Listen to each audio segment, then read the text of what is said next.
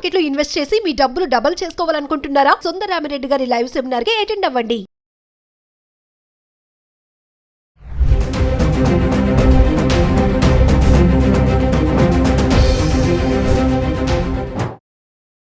నమస్తే, welcome back to Suman TV. The great grandson, freedom fighter Kanniganti Hanumantharao garu, centre for human security studies founder and executive director Kanniganti Ramesh Babu garu మనతో పాటు ఉన్నారు. సార్తో మాట్లాడదాం. నమస్తే సార్. నమస్తే నవీనా గారు. సార్, మరి రీసెంట్గా జరిగిన పహల్గామ్ ఘటన మనం చూసాము, ఆల్రెడీ దాని గురించి మాట్లాడుతున్నారు మీరు కూడా. సో ఈరోజు ఏంటంటే POK, పాకిస్తాన్ ఆక్యుపైడ్ కాశ్మీర్ అంటారు కదా, అసలు దాని గురించి ఒక్కసారి మాట్లాడుకుందాం. అందరికీ తెలిసిన విషయమే, ఒకసారి మీ చాలా మందికి ఎక్కువ వివరాలు తెలియవు మేడం. ఓన్లీ పేరు తెలుసు, పాక్ ఆక్యుపైడ్ కాశ్మీర్, తెలుగులో పాక్ ఆక్రమిత కాశ్మీర్ అంటే ఏంటో తెలుసు. నేను మన భారతదేశ ప్రజలకు చెప్పాలనుకున్నది ఏంటంటే, భారతదేశానికి 15,000 కిలోమీటర్లు భూసరిహద్దు ఉంది, 11,098 కిలోమీటర్లు కోస్టల్ ఏరియా ఉంది. ఈ 15,000 కిలోమీటర్ల భూసరిహద్దులో 3,323 కిలోమీటర్లు భూసరిహద్దు భారతదేశానికి పాకిస్తాన్కి మధ్య ఉన్నది. Let me put it in English for the sake of the English viewers. India has about 15,000 kilometers of land borders, out of which 3,323 kilometers is between India and Pakistan, out of which 740 kilometers are our LOC, line of control అంటారు. అంటే జమ్మూ, కాశ్మీర్, లదాఖ్ ప్రాంతానికి అటువైపు పాకిస్తాన్కి, ఇటువైపు మన దేశంలో ఉన్న జమ్మూ కాశ్మీర్, లదాఖ్కి మధ్యలో ఉన్న నియంత్రణ రేఖ, లైన్ ఆఫ్ కంట్రోల్ LOC, దాన్ని మనము 740 కిలోమీటర్లు కాపాడుకుంటా అటు పాక్ ఆక్రమిత కాశ్మీర్ నుంచి, అటువైపు నుంచి ఉగ్రమోకలు, టెర్రరిస్ట్ యువతలు రాకుండా చూసుకునే బాధ్యత LOCలో ఉన్న సైన్యానికి ఉంటుంది. ముఖ్యంగా వాళ్ళు ఆ పాక్ ఆక్రమిత కాశ్మీర్లో ఏమేం భాగాలు ఉన్నాయి అని మీకు తెలియాలి. పాక్ ఆక్రమిత కాశ్మీర్లో మన ఒక భాగం ఏంటంటే, ముఖ్యంగా మనం చెప్పాలంటే ఈ సెక్షన్ వ్యాలీ అని ఒకటి ఉంటుంది. ఆ సెక్షన్ వ్యాలీ కాకుండా ఆజాద్ కాశ్మీర్ అని ఒకటి ఉంటుంది. ఆజాద్ కాశ్మీర్ కాకుండా ఇంకోటి ఏంటంటే గిల్గిట్ బల్తిస్తాన్. ఈ గిల్గిట్ బల్తిస్తాన్ను, ఆజాద్ కాశ్మీరు, సక్షం వ్యాలీ, ఈ మూడింటిని కలిపి ఈ మూడు భాగాలని కలిపి పాక్ ఆక్రమిత కాశ్మీర్లో ఇవన్నీ ఉండటం జరిగింది. ఇందుట్లో ముఖ్యంగా ఈ సక్షం వ్యాలీని పాకిస్తాన్ వాళ్ళు ఎప్పుడో చైనాకి ఇవ్వటం జరిగింది, లేదా చైనా మాయమాటలు చెప్పడం వల్ల పాకిస్తాన్ వాళ్ళు తీసుకోవడం జరిగింది. ఈ ఆజాద్ కాశ్మీర్లో ఒక ప్రభుత్వం ఉండి, ఆ ప్రభుత్వానికి ఒక ప్రధానమంత్రి ఉండి, దానికి ఒక సొంత గవర్నమెంట్ లాగా ఉండటం జరుగుతుంది. ఆ ఆజాద్ కాశ్మీర్ వాళ్ళు ఆజాద్ కాశ్మీర్ అంటారు. తర్వాత ఈ గిల్గిట్ బల్టిస్తాన్ ఏరియాలో కూడా ఉన్న ప్రజలు, ఈ మూడింటిని పాక్ ఆక్రమిత కాశ్మీర్గా మనం అభివర్ణించవచ్చు. ఈ పాక్ ఆక్రమిత కాశ్మీర్ని తిరిగి మనము భారతదేశము తన సొంతంగా తీసేసుకోవాలి బై యూజింగ్ 100%. ఈసారి ఎటువంటి సందేహం లేకుండా మన బలాన్ని, మన శక్తిని, మన యుక్తిని ఉపయోగించి పాక్ ఆక్రమిత కాశ్మీర్లో ఉన్న టెర్రరిస్ట్ క్యాంపుల్లో టెర్రరిస్టులకి బుద్ధి చెప్పి, అంటే చంపి ఆ ఏరియాని భారత్లో కలుపుకుంటే అప్పుడు ఈ పెహల్గామ్ లాంటి అటాక్స్ పునరావృతం కాకుండా, తిరిగి మళ్ళీ రాకుండా ఉంటవి. అంటే భారతదేశానికి ఈ పాక్ ఆక్రమిత కాశ్మీర్లో ఉన్న టెర్రరిస్ట్ గ్రూప్స్ని చంపటం అనేది ఇప్పుడు ప్రథమ కర్తవ్యము. ఇది అయిన తర్వాత సెకండ్ ఏంటంటే, ఆల్రెడీ ప్రధానమంత్రి మోడీ గారు, అజిత్ దోవల్ గారు, మన నేషనల్ సెక్యూరిటీ అడ్వైజర్, జాతీయ భద్రతా సలహాదారు, మన విదేశీ వ్యవహారాల మంత్రి జయశంకర్ గారు, మన హోమ్ మినిస్టర్ అమిత్ షా గారు, మన రక్షణ మంత్రి శ్రీ రాజ్నాథ్ సింగ్ గారు, వీళ్ళందరూ కలిసి కూర్చొని cabinet committee on security, CCS అంటారు.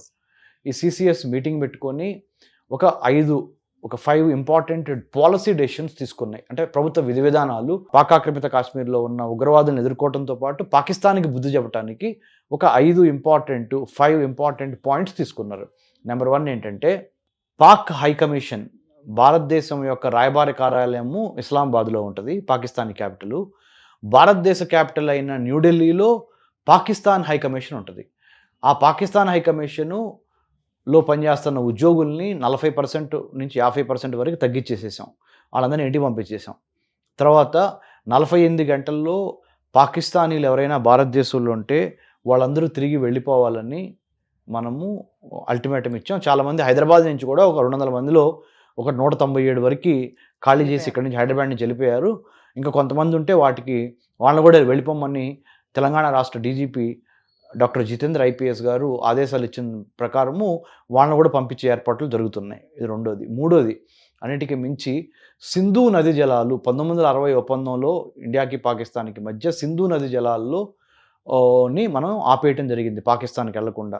తద్వారా పాకిస్తాన్ యొక్క ప్రభుత్వం మీద ఒత్తిడి పెడుతున్నాము. ప్రజలకు కూడా ఒక రకంగా చెబుతున్నాం, ఏమని, మీకు తాగటానికి మంచినీళ్ళు లేకపోతున్న పాకిస్తానీ ప్రభుత్వాన్ని గద్దదించండి, మీకు భోజనం పెట్టలేకపోతున్న పాకిస్తానీ ప్రభుత్వాన్ని గద్దదించండి, మతం మీద రాజ్యం చేద్దాం అనుకుంటే కుదరదు, విద్య, వైద్యం, ఆరోగ్యం, పర్యావరణము, భద్రత, టెక్నాలజీ అన్నిటికీ మించి ఉపాధి ఇవ్వలేని ప్రభుత్వం కాదు. మీ పాకిస్తాన్లో ఇప్పుడున్నది ప్రజల చేత ప్రజల కొరకు ఎన్నుకోబడిన ప్రభుత్వం కాదు. ఇంటర్ సర్వీసెస్ ఇంటెలిజెన్స్ ISI అంటే మీ యొక్క ఇంటెలిజెన్స్ ఏజెన్సీ, మీ యొక్క పాకిస్తానీ ఆర్మీ బాగా మత ఛాందస్వాదులు ఉన్న, అంటే హఫీజ్ సయీద్ లాంటి మత ఛాందస్వాదులు ఉన్న వాళ్ళని, అలాంటి వాళ్ళ చేత రాజ్యం పరిపాలించబడుతుంది. కాబట్టి ప్రపంచవ్యాప్తంగా హ్యూమన్ డెవలప్మెంట్ ఇండెక్స్లో పాకిస్తాన్ స్థానం 140 నుంచి 150 మధ్య ఉంది. 197 దేశాలుంటే ఆ 197 దేశాల్లో మానవ అభివృద్ధి సూచిక అంటారు తెలుగులో, ఇంగ్లీష్లో హ్యూమన్ డెవలప్మెంట్ ఇండెక్స్ అంటారు, HDI. దాంట్లో కూడా Pakistan is doing very badly. It means కనీస అవసరాలు తీర్చలేని పాకిస్తానీ ప్రభుత్వాన్ని మనము కిందకి తొక్కేస్తే అధఃపాతాళానికి, కనీసం రాబోయే కొత్త ప్రభుత్వాలన్నా మీకు విద్యా, వైద్యం, ఆరోగ్యం ఇవ్వగలుగుతుందేమో అనే అంశం మీద మీరు పనిచేయాలి అని మన ప్రధానమంత్రి మోడీ గారు ఈ 5 ఇంపార్టెంట్ విధి విధానాలు మనం తీసుకోవడం జరిగింది. దాంతోపాటుగా ఇప్పుడు కొత్తగా మనము యుద్ధానికి సన్నద్ధం అవుతున్నాం అనే వార్తలు మీరు అందరు వింటూ ఉంటుంటారు. చాలా టీవీ ఛానల్స్లో, చాలా యూట్యూబ్ ఛానల్స్, ఎక్కడ చూసినా యుద్ధం, పాకిస్తాన్, భారత్, టెర్రరిజం మాట్లాడుతున్నారు కదా. దానికి సంబంధించి మళ్ళీ టెర్రరిజం అనేది పునరావృతం కాకుండా ఉండాలంటే ఏం చేయాలి?